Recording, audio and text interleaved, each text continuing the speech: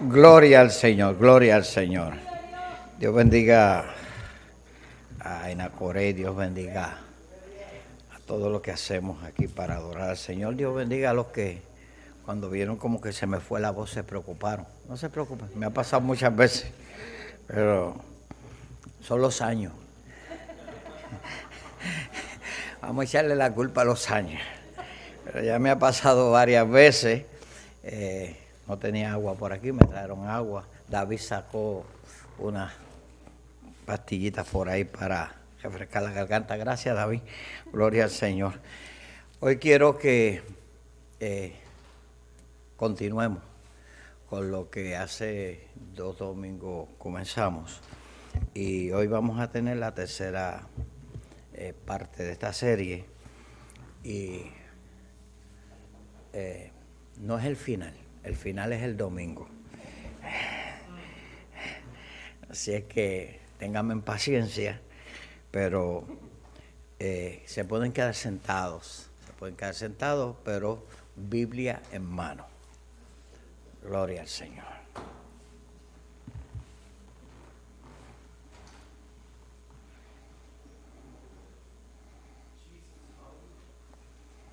Gloria al Señor.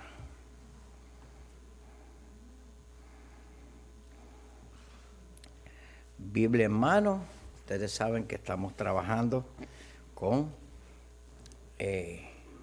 la porción bíblica del libro de Hebreos, capítulo número 11, versos 1 y 2.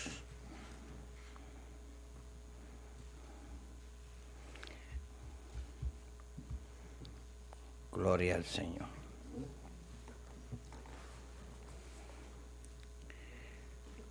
Hebreos capítulo 11, versos 1 y 2, y el tema de nuestra serie es cuando la fe no es suficiente. Gloria al Señor. Hoy vamos a la tercera parte y lo escrito en la traducción al lenguaje actual y luego en la nueva versión internacional. Dice así: para gloria del Padre, del Hijo y su Santo Espíritu. Amén. Confiar en Dios es estar totalmente seguro de que uno va a recibir lo que espera. Es estar convencido de que algo existe aun cuando no se pueda ver. Dios aceptó nuestros antepasados porque ellos confiaron en Él. En la nueva versión internacional, lo escrito dice: ahora bien, la fe es la garantía de lo que se espera, la certeza de lo que no se ve. Gracias a ella fueron aprobados los antiguos. Te damos gracias, Dios. Te pedimos que nos ayude a poder compartir el mensaje de tu palabra. En Cristo Jesús. Amén. Hoy vamos a traerle o introducirle nuestro tercer personaje de la serie Cuando la fe no es suficiente. Habíamos visto 2 personajes ya bien conocidos por ustedes. Vimos a nuestro amigo Abraham y vimos a un hombre que ustedes conocen muy bien, el dulce cantor de Israel, a David. Hoy le toca a otro amigo nuestro que está presente en muchas de nuestras predicaciones. Casi siempre lo tenemos en nuestros medios, y se trata de nuestro amigo Pablo. Ustedes saben que el apóstol Pablo es un personaje muy especial para la iglesia. La Biblia nos da información, da toda la información de lo que era este hombre antes y después de haber conocido al Señor. Antes se le conocía como Saulo de Tarso, y que luego en la historia bíblica y en los escritos se le conoce como el apóstol Pablo, el apóstol a los gentiles, y el más fuerte defensor del Evangelio de Jesucristo después de la ascensión de Jesús. Pero ¿quién era este muchachito Pablo? Este no era una joya, ¿sabe? Pablito no era el más deseado.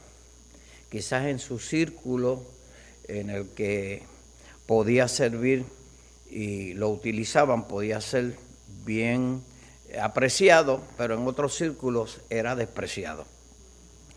Pablo era hijo de hebreo y descendiente de la tribu de Benjamín. Cuando se busca la biografía de Pablo, se va a encontrar que Pablo era un hebreo y que era descendiente de la tribu de Benjamín, criado como judío farisaico. Era un fariseo. Y según lo estipulaba la ley, fue circuncidado al 8º día. Fue instruido, fue enseñado, muchachito, desde muy pequeño, ante un rabino, un hombre que era muy conocido dentro del círculo de los maestros de Israel, llamado Gamaliel. Y los historiadores lo identifican como Gamaliel el Viejo, porque parece que habían otros Gamaliel más joven que eso, pero a ese Gamaliel el Viejo le tocó instruir a Pablo. De este maestro él recibió una sólida información o una formación teológica muy fuerte. También le enseñó filosofía, le enseñó lo que era la ley, la jurisdicción. Pablo estaba bien preparado en todas las áreas de su vida. Además, hablaba griego, hablaba latín, hablaba hebreo y arameo. El muchacho tenía un buen currículo y tenía una buena preparación. En sus primeros años en que comenzó a ejercer el trabajo como parte del cuerpo de los que trabajaban para la religión de su tiempo, como rabino, él prefirió ser perseguidor de los cristianos.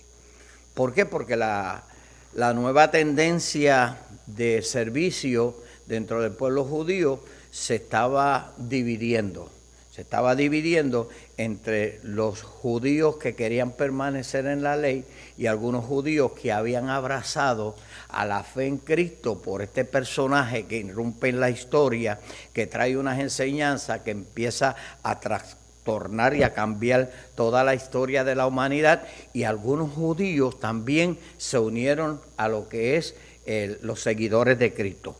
Pablo o Saulo se mantiene entonces en su estricta religión judía y lo que hace es que se dedica a perseguir la iglesia. Se dedica a perseguir a aquel grupo o aquella nueva sección, esa nueva cepa religiosa que pone en peligro la religión pura de su nación. Y en ese caminar de Pablo todos conocemos lo que pasó con una reunión que hubo donde acusaron a Esteban, y la historia dice que Pablo fue el que dio la orden para que apedrearan a Esteban. Lo cierto es que aquella experiencia marcó a Pablo.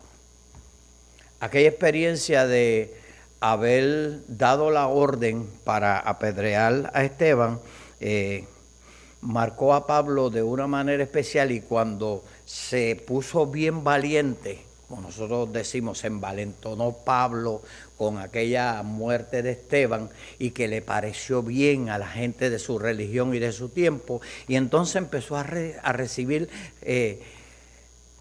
cartas y diferentes tipos de apoyo de los gobernantes para que siguiera persiguiendo a la iglesia.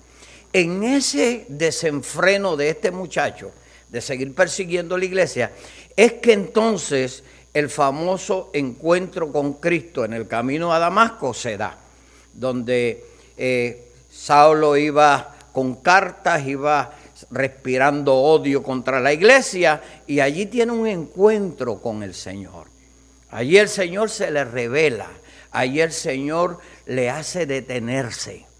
Y en ese encuentro de el Señor con Saulo, las historias y lo que él mismo relata en su testimonio, es que él escuchó una voz y una luz lo enfocó en su rostro, que él no se podía contener, de tal modo que se cayó de la cabalgadura donde iba.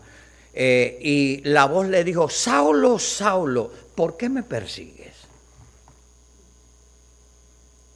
Él se quedó asombrado porque oía la voz, la luz le había cegado los ojos, pero no veía, no podía ver nada.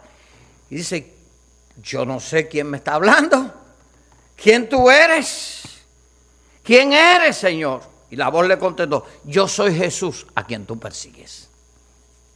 Yo no sé cuántos de ustedes han estado corriendo por el mundo, han estado corriendo en su desenfreno, y de momento cuando ustedes se encuentran en ese callejón sin salida, escucharon al Señor de una voz quizás audible a través de un predicador, lo escucharon o lo vieron en algún tipo de manifestación, sintieron alguna inquietud especial, y eso le dio una experiencia de ver quién era ese personaje, quién era ese que estaba interesado en su vida.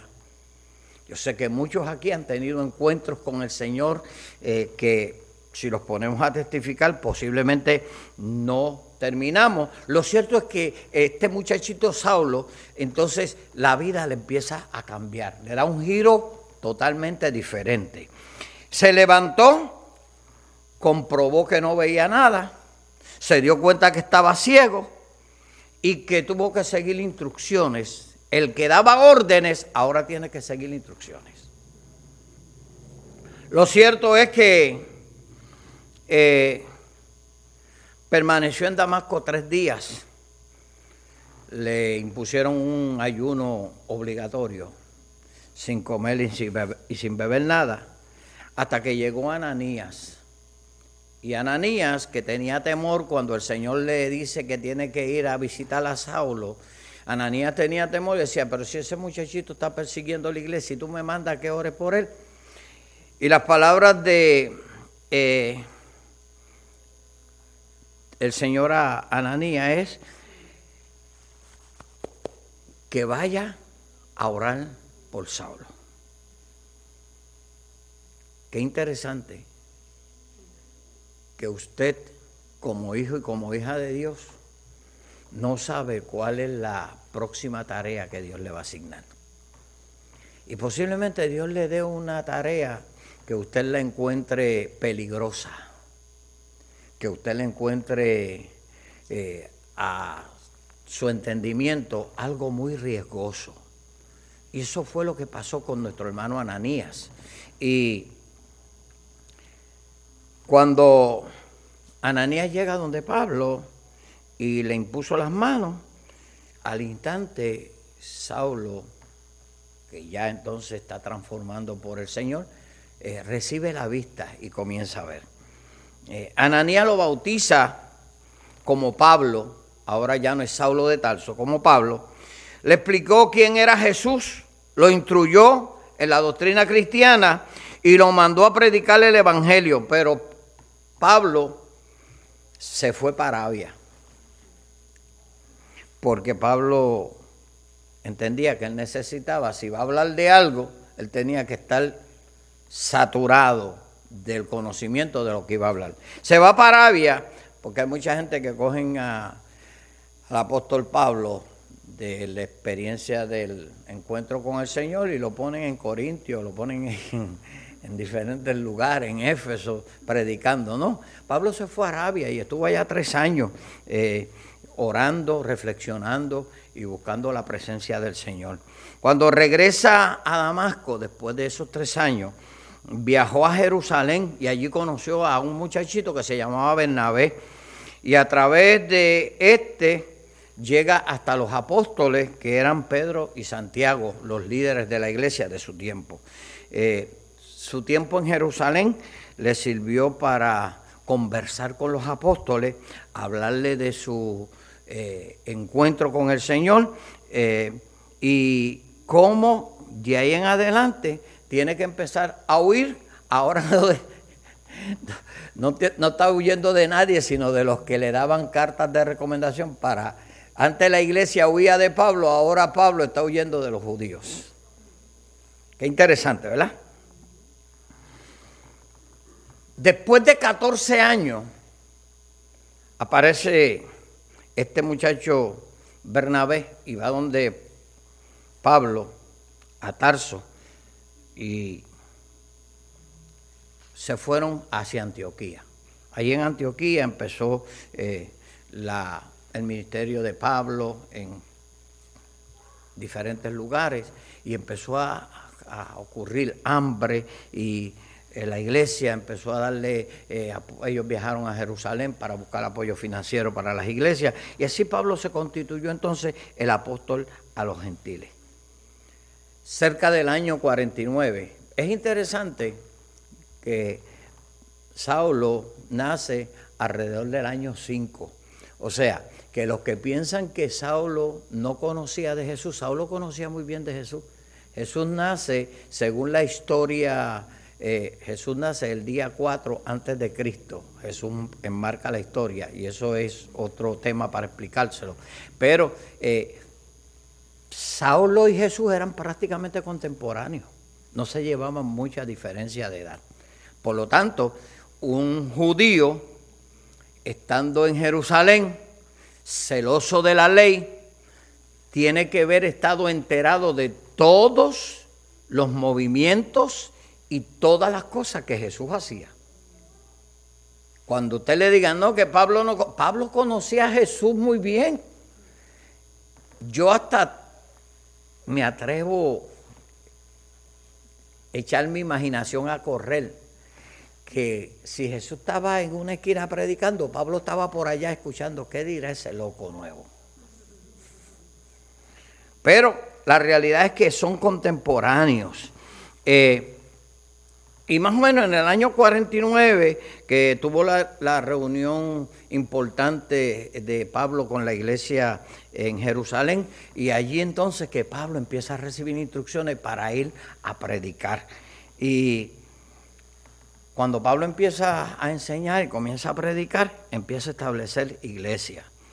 Pasó 18 meses en Corintio, con Sila, con Timoteo. Fue a Éfeso. Pasó 2 años trabajando con las congregaciones. Organizó misiones. Tuvo que huir debido a varios disturbios y su siguiente destino fue Macedonia. Después volvió a Corintio, donde permaneció durante 3 meses. Cerca del año 57, y esto se lo estoy dando a manera de historia para que usted vea, viajó nuevamente a Jerusalén y algunos judíos procedentes de la provincia de Asia vinieron a Pablo en los recintos del templo y le acusaron de provocar una violación a la ley y de profanar la santidad del pueblo judío. Todo esto usted lo va a encontrar en el libro de los Hechos. Usted lee el libro de los Hechos y usted va a encontrar todo esto. Pablo tuvo una vida de mucha actividad. La primera actividad fue perseguir la iglesia y la segunda actividad fue cuando él entonces, el perseguidor, ahora es perseguido. Lo cierto es que Pablo viajó por muchos lugares. Estuvo en Grecia, en Asia Menor, en Siria, en Palestina. Fue fundador de muchas iglesias. La mayoría de los libros del Nuevo Testamento, todas esas cartas, las cartas paulinas, están escritas por él. Son 13 epístolas que Pablo escribe. Algunos todavía piensan que el libro de Hebreos es escrito por Pablo, otros no, eso sigue en discusión toda la vida. Pero yo no voy a entrar en esa discusión. Yo simplemente, pues, hoy quiero hablar de Pablito. Por lo tanto, a Pablo se le atribuye más de la mitad de los libros del Nuevo Testamento. A Pablo se le denomina como el apóstol de los gentiles y por causa del evangelio murió decapitado en una persecución que tuvo el emperador Nerón hacia el año 62 en Roma, Italia. Pablo murió por causa del Evangelio. Y no murió en un cuarto de hospital, murió decapitado. Le cortaron la cabeza por causa de Cristo. Estas son las credenciales de nuestro hermano Pablo, quien después de Jesús, yo lo considero el líder más influyente en el cristianismo y en la iglesia del Señor. Cabe señalar que en más del 75% de las veces que usted escucha una predicación, un mensaje referente al Nuevo Testamento, ¿quién va a salir en primera plana? Pablito. Pablo es el que sale, el nombre de Pablo sale a relucir constantemente en nuestras predicaciones, en nuestros estudios bíblicos, en nuestras enseñanzas, donde quiera aparece Pablo. Pablo está como el ajo blanco. Aparece hasta en la sopa, dicen la gente por ahí. No pretendemos decir que Pablo es el más importante, porque aquí el importante es Dios y Jesucristo nuestro Señor y Salvador. Pero sí tenemos que aceptar que Pablo es un gran instrumento del Señor para la predicación de este glorioso mensaje y el nombre de nuestro Señor Jesucristo.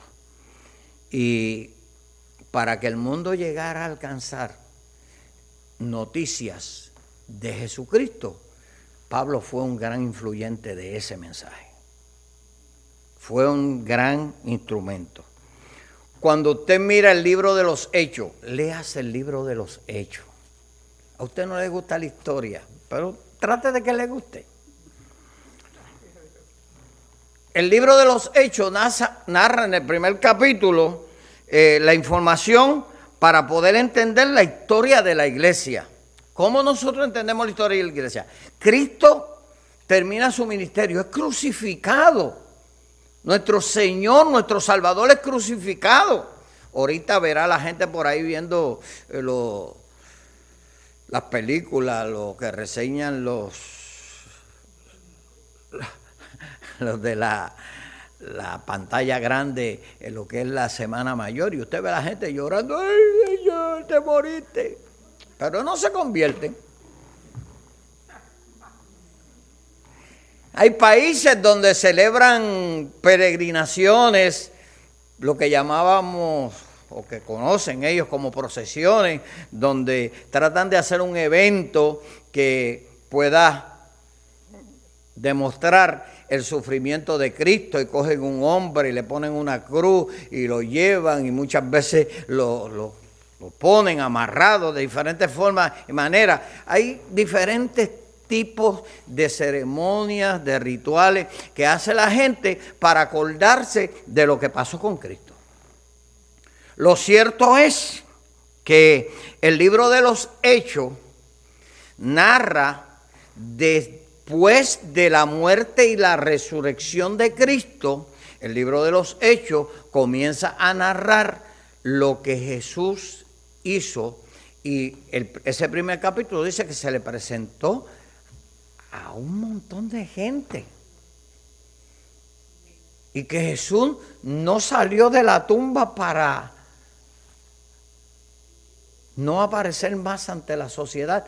Aparece nuevamente y estuvo durante algún tiempo presentándose y hablando, afirmando su enseñanza, lo que él venía a postular y a traer, que él era el Salvador.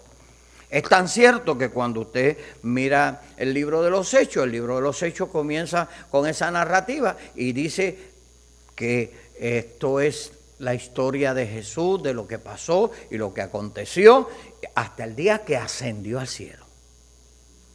Y el libro de los Hechos, en ese capítulo 1, nos da una descripción clara de la forma y la manera en que Jesús asciende al cielo.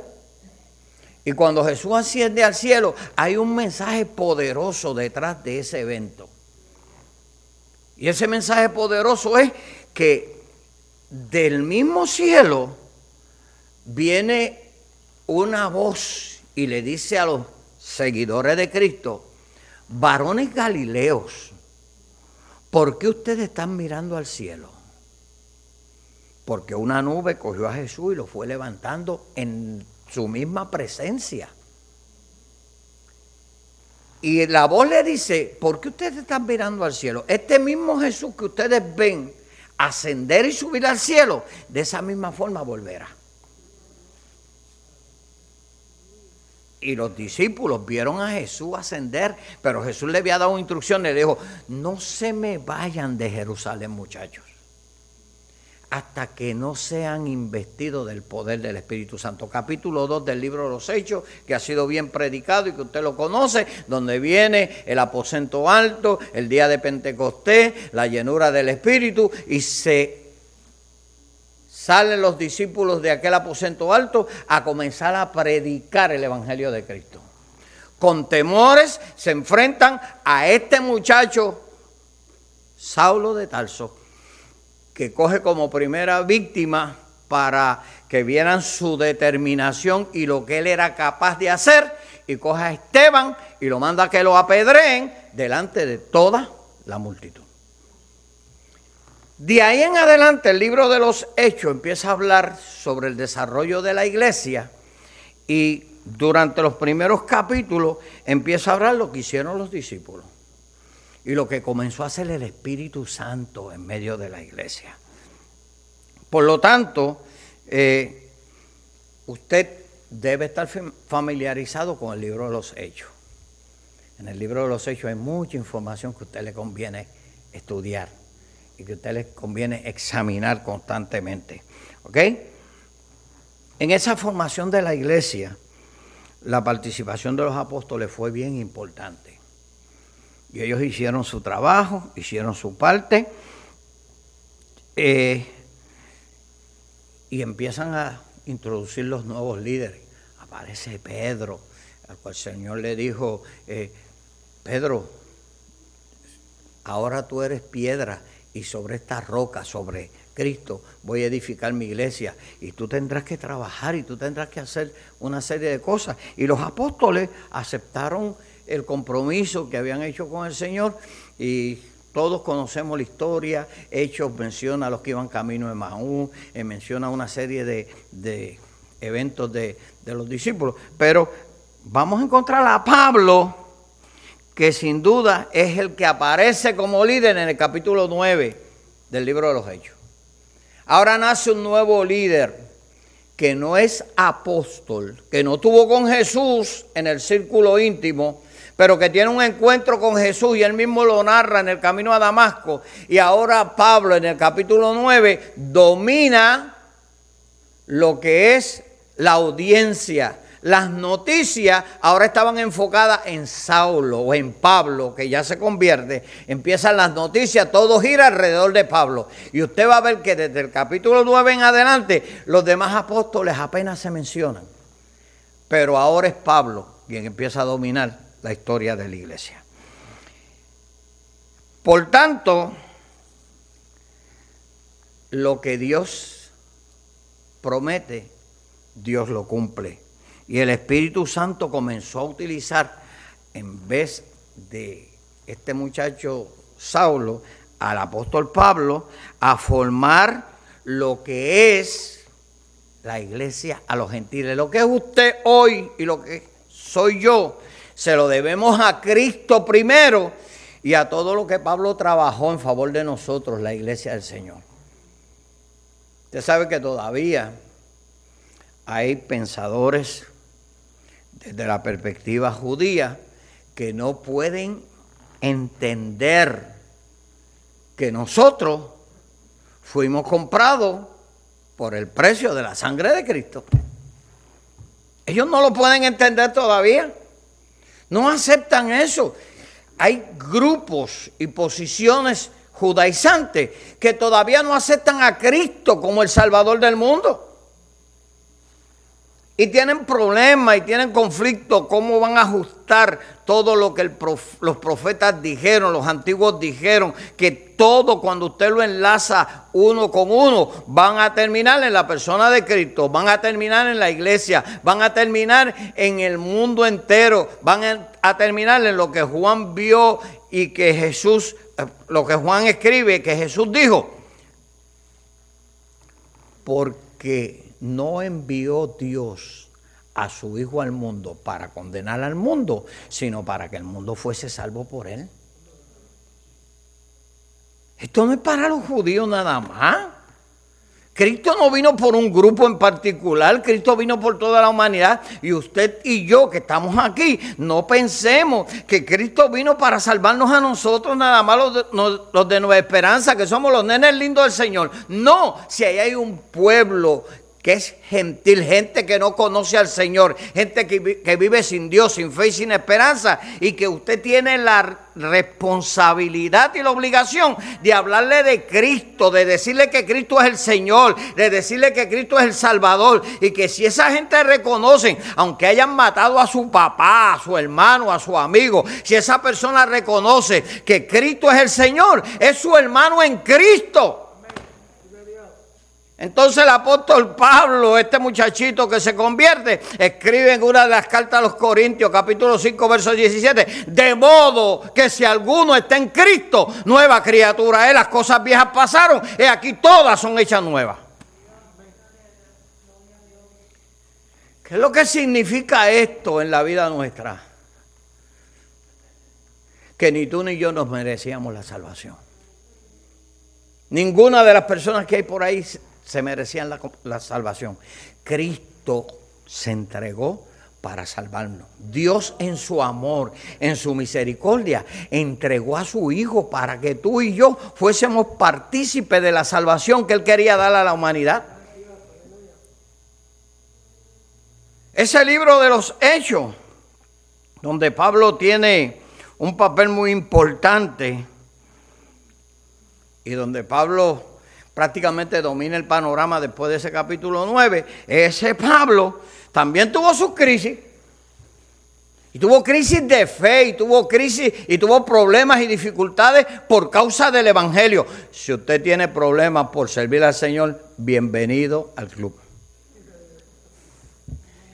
Si usted se cree que usted no va a tener problemas, entonces borre el texto bíblico que Jesús dijo, en el mundo tendréis aflicciones, pero confiad, yo he vencido al mundo. ¿O qué usted se cree? Que usted se metió en un crucero donde le sirven la comida, donde se levanta a la hora que le da la gana, donde no trabaja, donde no hace nada, donde todo le sirve. No, señor, usted se enlistó en un ejército donde constantemente aparece un enemigo que hay que derribar. Ansiedades, deseos, pasiones, falta de fe, crisis, enfermedades, dolores, traiciones. Todo eso, sí, todo eso viene en el paquete. Todo eso es parte del paquete. Pero confía, dijo Jesús, yo he vencido al mundo. Gloria al Señor. Pablo tuvo crisis. Y yo le voy a llevar a algunas de ellas. En el capítulo 16 del libro de los Hechos, se menciona un momento que usted ha escuchado miles de predicaciones de esta, en que el apóstol Pablo está predicando el Evangelio en Filipos, y todas las predicaciones que usted y yo escuchamos es del momento en que la cárcel, los cimientos se estremecieron, temblaron, se abrieron las rejas, se soltaron los cepos y Pablo y Silas se encontraron con aquel carcelero que se quería quitar la vida y le dijeron, no te quites la vida, si aquí estamos todos. ¿Y qué tengo que hacer para ser salvo? Cree en el Señor Jesucristo y serás salvo tú y tu casa. Tema de predicación para muchos mensajes que usted ha escuchado, ¿verdad que sí? Eso está ahí en el libro de los Hechos, capítulo 16. El milagro de los cimientos es lo que muchas veces se menciona. Pero podríamos pensar por un momento, yo le quiero sacar del momento del estremecer de esa prisión. En el momento en que las celdas se abrieron, yo lo quiero sacar de ahí. Y yo lo quiero poner a usted en una posición en donde usted vea a Pablo y a Silas en un calabozo, en una prisión más abajo del sótano, en el calabozo de más adentro, el más profundo, donde hay humedad, donde hay frío, donde hay ratas, donde no hay dónde hacer las necesidades. Y usted en ese lugar, como dice el texto, lo que todo el mundo observa del texto es que allí cantaban himnos. Pero yo le quiero preguntar a usted, en su momento de crisis llega un momento que usted canta himnos y trata de recibir ese booster de confianza que usted necesita, pero llega el momento que usted se pregunta, ¿y qué hago yo aquí? Si yo soy un hijo de Dios. Usted ha pasado por eso, ¿verdad que sí? ¿O yo soy el único loco que ha pasado por esas cosas aquí? Usted se ha preguntado, ¿pero por qué me pasa esto a mí, Dios mío? Y usted se cree que aunque eso no está escrito ahí en ese capítulo 16, ¿usted se cree que eso no pasó por la mente de Pablo y de Silas? ¿Y qué hacemos nosotros aquí? Y por causa del evangelio nos han metido presos y nos han encerrado y nos han tratado como si fuéramos unos delincuentes. Nos han tratado muy mal, nos han tratado peor que a los demás presos. Quizás los demás presos en el piso de arriba tienen comida, le dan pan, le dan agua. A nosotros nos tienen aquí abajo, nos tienen amarrados en el cepo, como si nosotros fuéramos los más peligrosos. Nosotros vamos a acabar con la humanidad. Sea un poquito, ponga su mente a pensar. Y no deje que se lo escriban todo y se lo decoren todo. Yo pienso que Pablo tuvo una crisis de fe en esa situación. Y en esa crisis de fe vino la intervención del cielo con un fuerte sacudimiento, un terremoto, lo que fuera, que derribó las columnas, derribó las cadenas, derribó los cerrojos, el hierro que había allí en aquellas puertas de hierro, todo aquello que había allí, ese mover de Dios los sacudió y los dejó libres. Si usted piensa que eso es algo milagroso, pero usted ha estado en crisis y ha estado encarcelado en prisiones peores que esa. Hay quienes han vivido en esclavitud de la pornografía, esclavitud de la fornicación, esclavitud de las relaciones sexuales ilegales. Hay gente que han vivido el encarcelamiento del robo, de la mentira, del odio, del rencor, del asesinato. Hay gente que han vivido, aleluya, presos, de que no pueden comunicarse con los hijos porque hicieron algo y nació una llama de odio de sus hijos hacia usted o de usted a sus hijos, y usted no tiene ni la mínima oportunidad de comunicarse con sus hijos y que ellos le digan papá, o que usted le diga que los ama y que usted es su padre y que usted los ama. No, hay cárceles peores que estar en el cepo. Hay cárceles mentales que destruyen a la gente. Hay cárceles mentales que te bajan la estima. que te dicen que tú no sirves, que te dicen que tú no vales. Y aunque tú tengas dinero en el banco, y aunque tú tengas una buena casa, y aunque poseas el carro de último modelo, ¿cuántos testimonios usted ha escuchado de gente que vive en esas prisiones donde no encuentran qué hacer y muchas veces determinan quitarse la vida? Prisiones, crisis. En ese capítulo 16 no se menciona esa crisis de Pablo. Pero yo estoy seguro que Pablo tiene que haber atravesado una crisis terrible para esa intervención del cielo ocurrir y demostrar que Dios estaba a su lado. Pasó una crisis seria el apóstol. Pero vaya conmigo al capítulo 18, versos 9 en adelante, 9 y 10.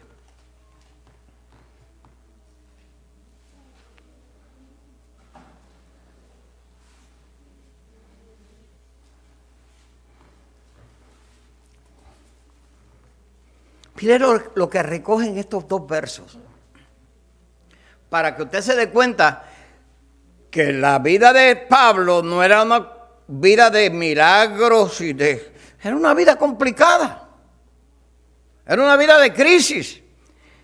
Y una noche, dice el capítulo número 18, versos 9 y 10, una noche de esos momentos de crisis de Pablo. Una noche el Señor Jesús habló con Pablo por medio de una visión y le dijo: no tengas miedo de hablar de mí ante la gente, nunca te calles. Yo te ayudaré en todo y nadie te hará daño. En esta ciudad hay mucha gente que me pertenece.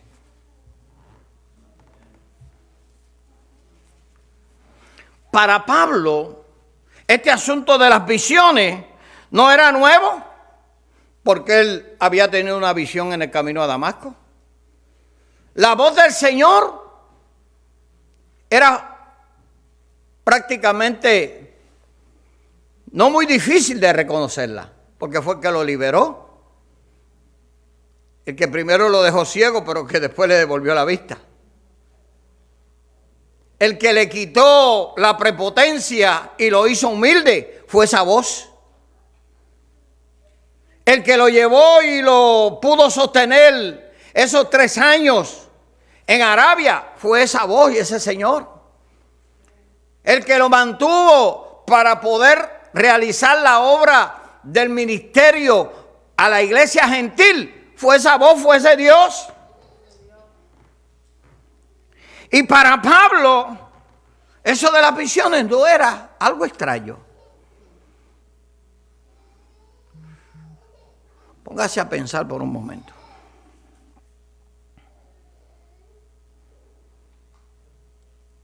¿Por qué el Señor se le aparece y le dice a Pablo que no tenga miedo?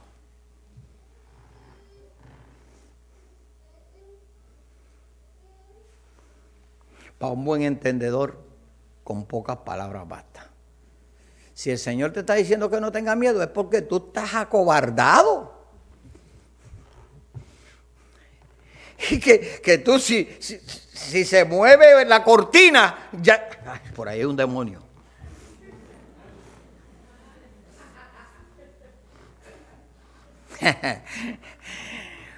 Cualquier coincidencia con las cosas que le pasan a ustedes, no es que me lo contaron, no es un chisme, ¿sabe? Pero hay gente que no puede dormir si no tiene una luz encendida. Viven con temores.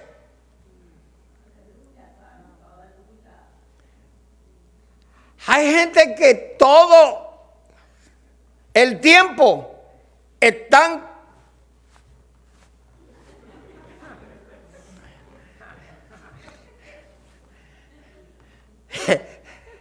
yo me he encontrado con gente así. Y tú estás hablando con ellos y en vez de ellos prestarte la atención y mirarte cuando estás hablando, tú los ves mirando para los lados. Y tú dices, ¿pero y qué le pasa a este? ¿A quién le está oyendo?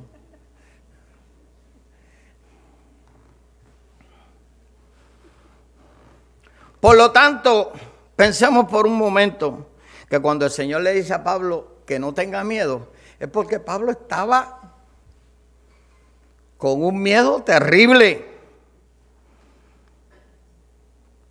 Pablo está pasando por una crisis de fe, como la que tú y yo pasamos.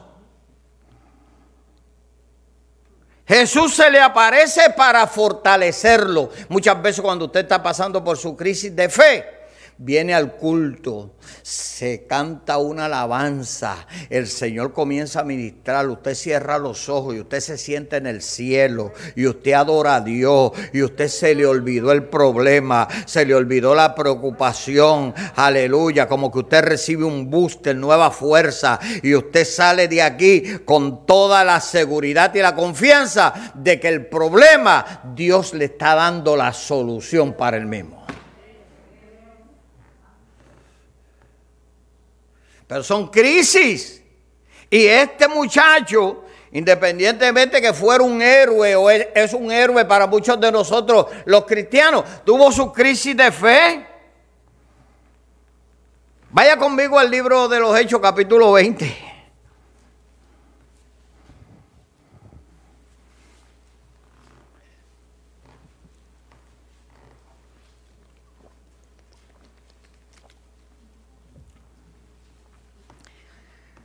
Aquí hay un evento donde Pablo está teniendo conflictos, está teniendo problemas. Y estando en la ciudad, dice el texto, estando en la ciudad de Mileto, Pablo mandó a llamar a los líderes de la iglesia de Éfeso para hablar con ellos. Cuando llegaron les dijo, ustedes saben muy bien cómo me he portado desde el primer día que llegué a la provincia de Asia. Aunque he sufrido mucho por los problemas que me han causado algunos de los judíos. Con toda humildad he cumplido con lo que el Señor Jesús me ha ordenado. Pablo está confesándose con la iglesia de que él tiene una crisis, que él tiene un problema y él está diciendo, ustedes saben lo que yo he hecho. Ustedes no se dan cuenta de lo que yo he hecho por causa del evangelio. Porque usted cuando mire el texto, no lo mire simplemente así por encima. Analice, profundice en el texto. Pablo está buscando los líderes de la iglesia porque Pablo posiblemente se siente sin apoyo. Pablo se siente como el llanero solitario. Y ahora le está diciendo a los líderes, vengan acá porque yo tengo que hablar con ustedes. Ustedes saben muy bien lo que yo he hecho, cómo me he portado. Pablo le está diciendo a la iglesia, por favor, necesito su apoyo. Está viviendo una crisis nuevamente. Yo las he vivido, he tenido que reunir el liderato de la iglesia y decirle lo que me está pasando. Las hemos vivido todos.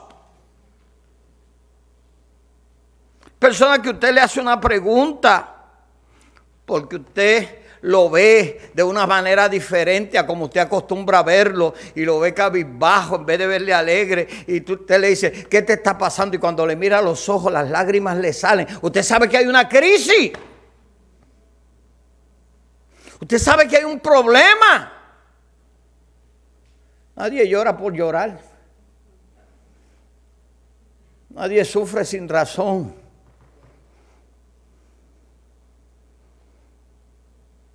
Nadie se preocupa si no hay algo que le está perturbando. Por lo tanto, todos estamos en el mismo bote. Todos tenemos crisis de fe. Este es otro momento que nosotros pensamos que el apóstol Pablo está atravesando por una crisis de fe y llama a sus líderes para ocultar la opinión de sus líderes. ¿Ustedes creen que yo estoy haciendo lo correcto?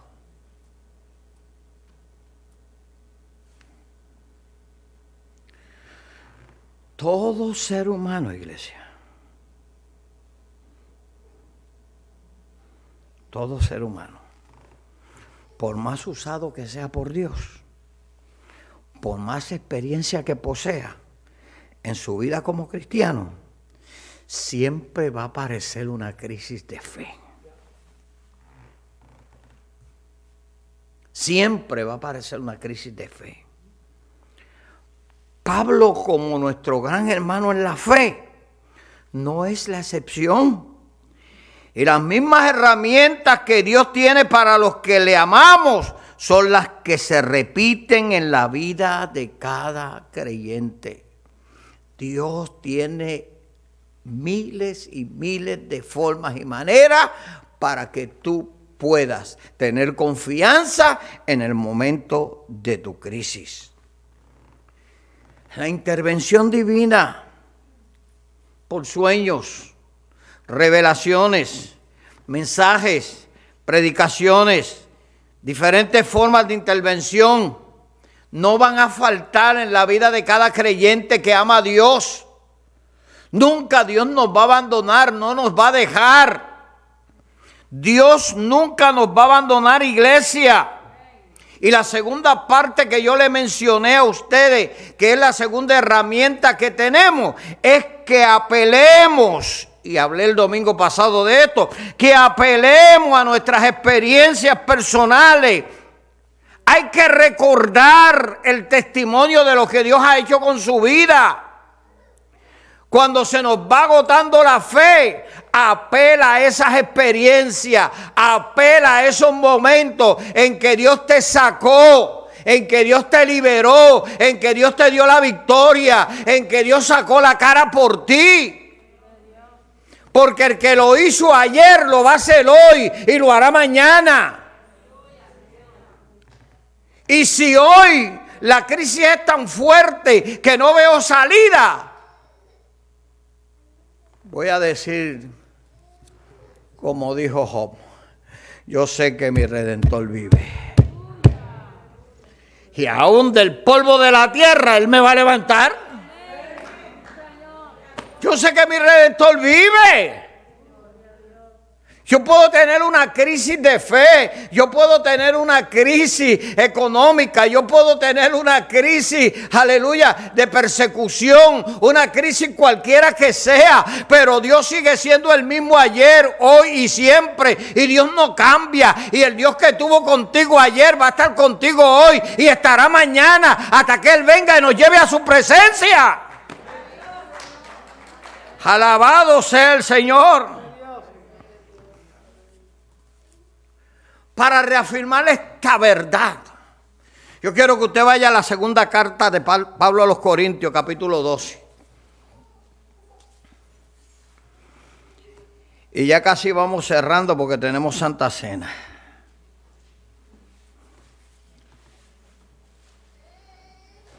Capítulo número 12 de la segunda carta a los Corintios.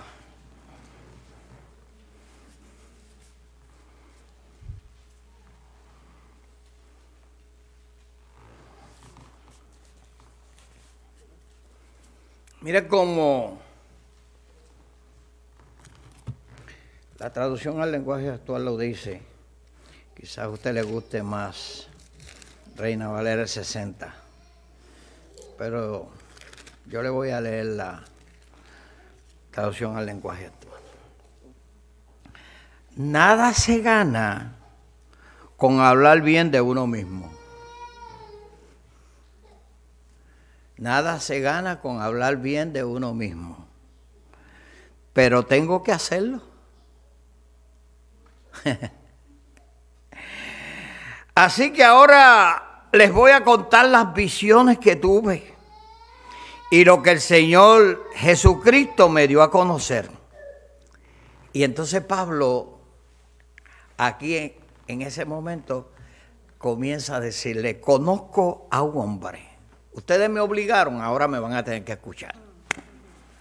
Conozco a un hombre que cree en Cristo, que hace 14 años fue llevado a lo más alto del cielo.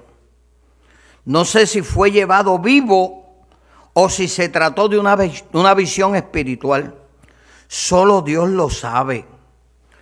Lo que sé es que ese hombre fue llevado al paraíso y que allí escuchó cosas tan secretas que a ninguna persona le están permitido decirlas.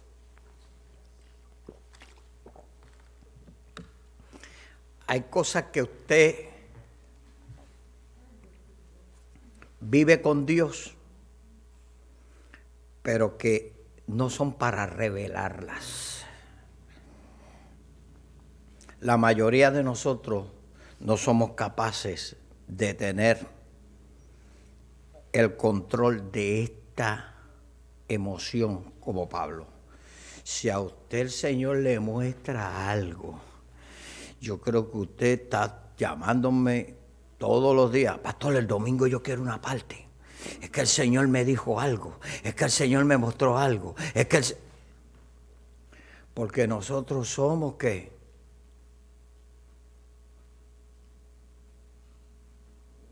Muy impulsivos. Nosotros no nos queremos quedar callados. Cuando usted está hablando con una persona y usted le cuenta algún testimonio, usted ve que la persona le interrumpe para él contar lo otro mayor.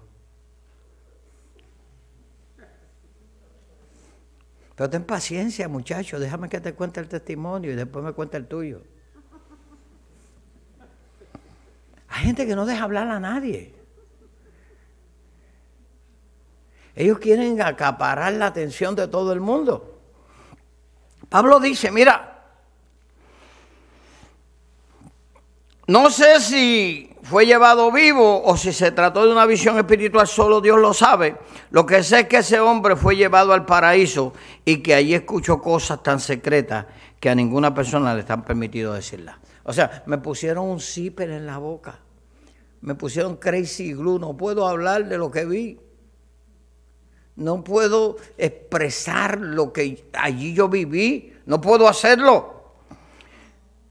Y Pablo dice, yo podría estar orgulloso de conocer a una persona así, pero no de mí mismo, pues yo solo puedo hablar de mis debilidades. Qué interesante. Mire cómo Pablo lo pone ahora. Yo no quiero hablar de visiones, de las cosas que Dios me mostró. Yo no me quiero hacer el súper espiritual. Yo voy a hablar de mis debilidades. Yo soy un traidor, soy un mentiroso, soy aquello, soy esto, soy lo otro. Por la misericordia de Dios, Dios me ha ayudado y Dios me ha bendecido y Dios me ha perdonado. Eso se transforma en una expresión en nuestros medios que se llama humildad. Hay gente que Dios no le puede decir hola, que ya le dicen, el Señor me recitó el Apocalipsis.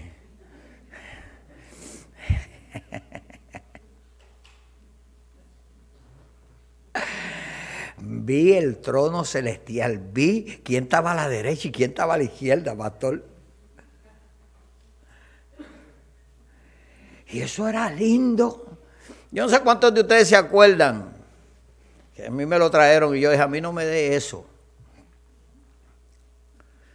Y son posturas de uno, ¿verdad? Allá usted con su problema, pero yo recuerdo que alguien me vino bien impresionado. Pastor, le trajo un CD. Lo que yo era, los CD era lo que estaba, no podían pasarte el mensaje por WhatsApp ni por Message. Eran CD lo que había. ¿Y de qué es ese CD? De los jóvenes que estuvieron en el infierno. Jóvenes que estuvieron en el infierno. ¿Para qué? No, porque el Señor le quiso mostrar el infierno. ¿Qué? ¿El Señor le quiso mostrar el infierno? Quédate con tu CD, hijo mío. A mí no me interesa. Porque si yo amo a Dios y yo sé cuál es el fin de los que no le temen al Señor y no le sirven al Señor, ¿para qué yo quiero escuchar realmente historias de fantasía que te la están vendiendo para adquirir un bien económico de supuestas visitas al infierno? Y vi allá y allá estaba más caliente que aquí, cuando fui más profundo estaba y vi la gente y vi aquello, y eso es una película de horror.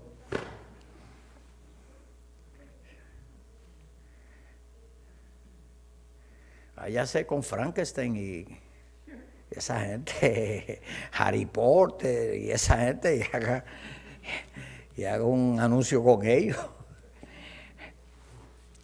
Pero Pablo dice, yo no sé, no se me permitió decirla.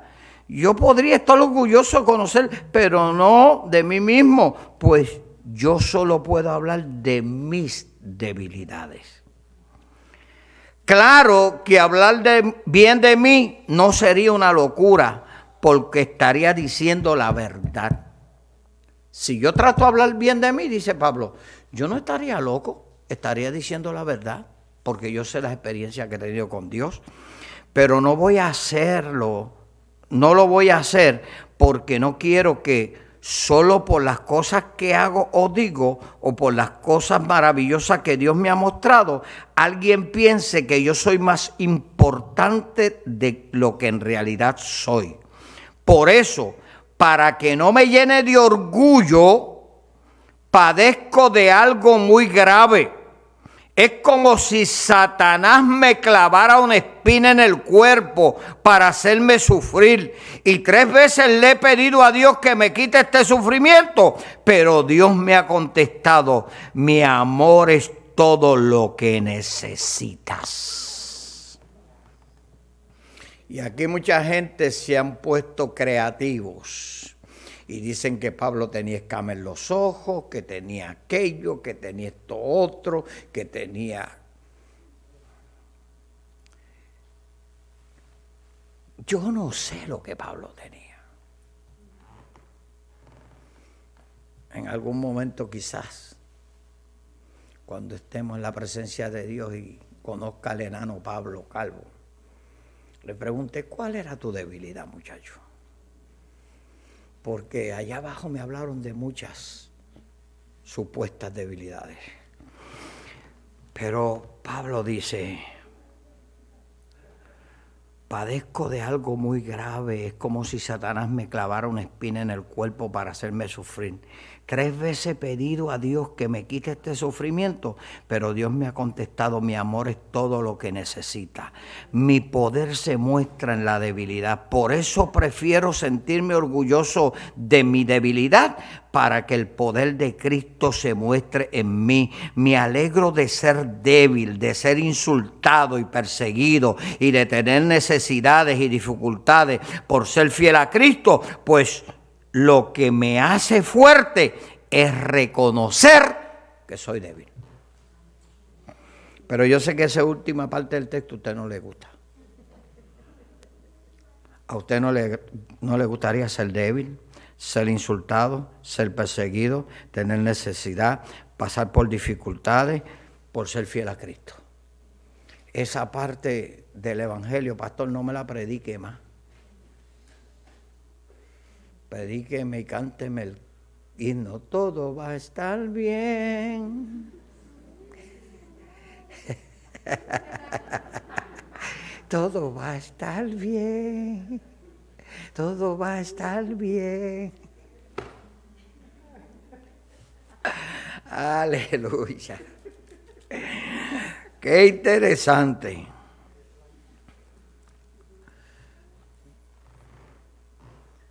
Yo le voy a decir algo con mucha sinceridad. Se lo he dicho en otras ocasiones y se lo voy a afirmar otra vez. Si la manera que Dios, la única manera que Dios tiene para salvarlo a usted, es mantenerlo en prueba, sin dinero, sin trabajo, enfermo, pues le voy a pedir a Dios que se quede sin dinero, sin trabajo y enfermo, pero que se salve.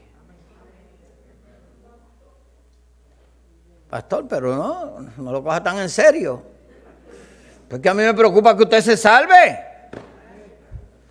A mí no me preocupa que usted aparezca en las revistas de los famosos.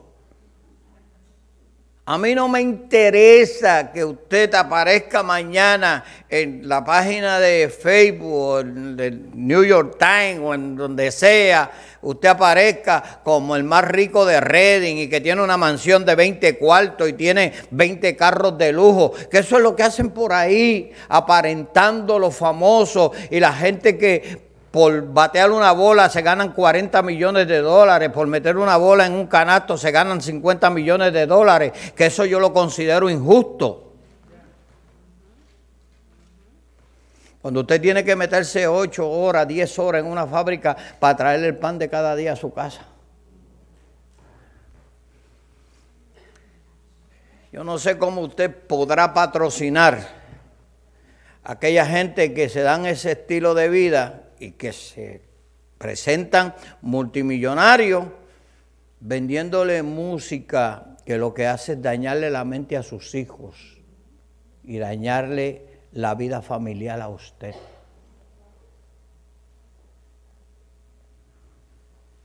Y con mucho respeto lo digo, cada cual invierte lo que se gana en lo que quiere. Pero yo prefiero invertir mi dinero en lo que es provechoso para otros y que conozcan a Cristo, que en gente que lo que hacen es dañar familias, enfermar nuestros hijos, provocar muertes,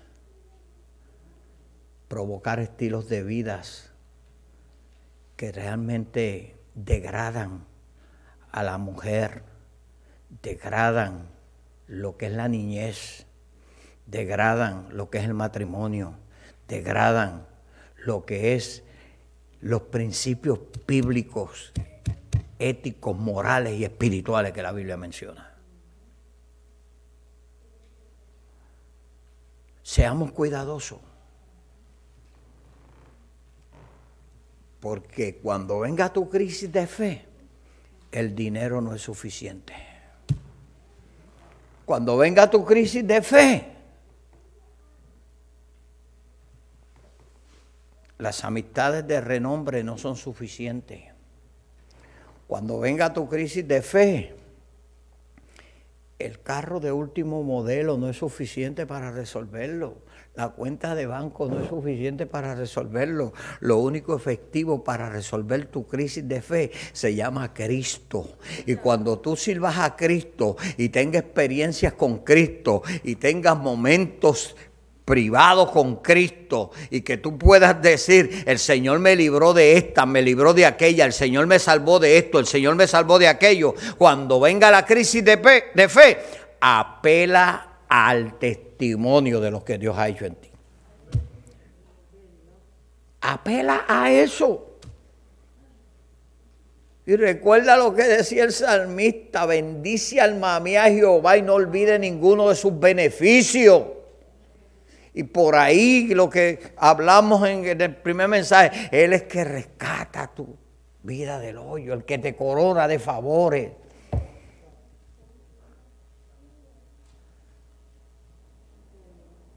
Las crisis de fe van a llegar, iglesia. Dios va a intervenir, como lo hizo con Pablo. Dios le va a dar la experiencia para que cuando llegue el momento de crisis, Pablo pueda sacar.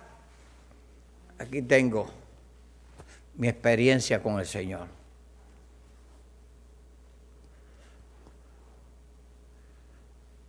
El domingo yo voy a concluir la serie. Les voy a adelantar algo. No se me escandalicen el domingo.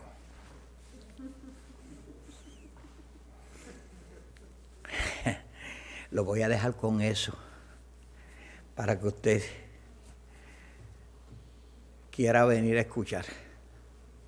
El domingo tenemos el último personaje que vamos a utilizar para nuestra serie.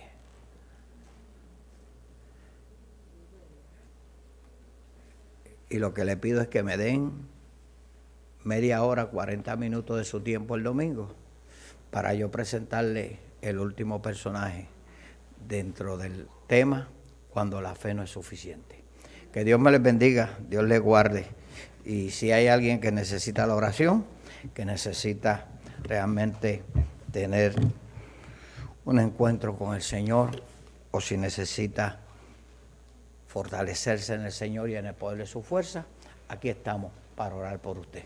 El altar se abre para ti en esta hora.